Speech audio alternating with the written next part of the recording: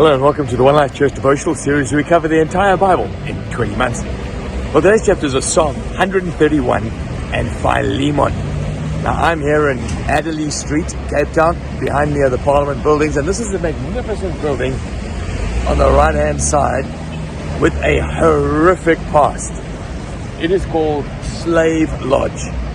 Back in 1652, the Dutch arrived here in Cape Town with a ship called the Amersfoort, and on it there were 147 slaves that had come from Angola, that had come from the Far East, and that was the beginning of the slave trade down here in Cape Town. 10 years later, they built this building. It can house 500 to 600 people living in here, and this is part of the scourge that many of the nations of the world have been part of over the last few hundred years. I mean, we go way back into Bible times, people exerting their power over people, taking away their freedom and turning them into slaves. And it's still sadly a scourge in society today. Now, the book we're going to be looking at, the book of Philemon, deals with this particular issue. Now, this is one of the most horrific realities of the fallen, sinful heart, isn't it? That we exert power over people, and this is in its most extreme form, where you take someone's liberty from them and you own them. Now, sadly, this is still very much part of today's society. Women and children are trafficked and pulled into slavery in a horrific dimension. Now, in the days of Paul, the Roman Empire, slavery was common. If you were a wealthy person, it wasn't just a servant, it was a slave. And so this is a story about a slave owner who became a believer. His name was Philemon, and he had a slave called Onesimus. He was based in the city called Colossae. We can get that in between the story of this book of Colossians and this particular one. And something happened between the two of them, and Onesimus ran away from Philemon, found himself in Rome. Now, Paul was there in jail, and he met Onesimus, leads him to the Lord, and he becomes a friend of Paul.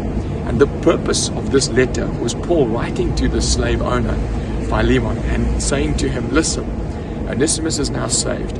I want you to receive him back, not only to give him his freedom, but to welcome him as a brother. And so it's a hugely dramatic and countercultural letter. And you know, he goes about it like this. He starts with the first 7 verses praying and thanking Philemon for the partnership that he has with him. And then he puts the big ask on the table. He says, I want you to receive him like you're receiving me. And if he's wronged you, I'll pay you. And so he's taking up the case of Onesimus and saying, listen, when I come down there to see you, prepare a room for me, because I'm coming. I'm sure you're going to do exactly what I'm asking you, and a whole lot more. What does this tell us about the gospel? Well, firstly, this book is one of the very only letters that Paul wrote where he doesn't talk about the death and resurrection of Jesus. Rather, he shows it, the practical outworking of it. Because you saved, because he saved me, united to Christ. He uses this word partnership, which is koinonia, and literally means that if we receive the same thing, then we partners together. So we've received Christ, so we partners together. In addition to that, it shows us that the Christian faith is not a private matter. No, that it has implications. It had implications with your relationships. And the most important thing, I think, though, is that it levels the ground at the cross. This is what he says to the Colossians when he wrote to them in another letter, Colossians 3:11. Here there is no Gentile, Jew, circumcised, uncircumcised, barbarian, Scythian, slave or free, but Christ is all and is in all. And so a beautiful letter. And I trust as you read it with that background understanding, God uses it to speak to you. And then our psalm today, Psalm 131. Some people have speculated that perhaps this was David, his answer to his wife Michal when she ridiculed his extravagant worship. He says this, he says, my heart is not proud.